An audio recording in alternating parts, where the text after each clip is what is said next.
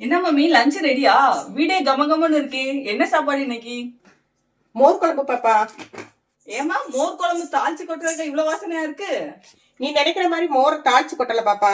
பர்ஃபெக்ட்டா ஒரு மோர் குழம்பு வச்சிருக்கேன். சாப்பிட்டு பார்த்து எப்படி இருக்குன்னு சொல்லு. சமையல் செய்வதற்கு அரை மணி நேரத்திற்கு முன்பாக 1 டீஸ்பூன் துவரம்பருப்பு, 1 டீஸ்பூன் கடலைப்பருப்பு, 1 டீஸ்பூன் பச்சரிசி இவற்றை ஊற வைத்துக் கொள்ள வேண்டும்.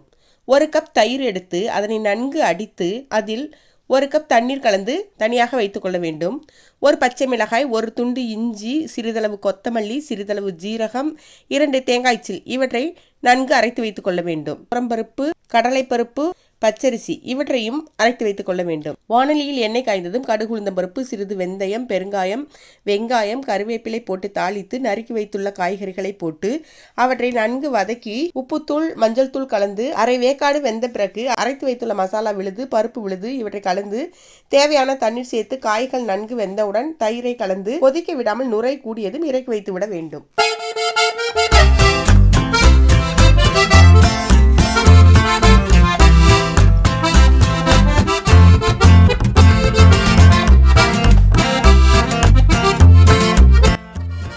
செம்மையா இருக்கு.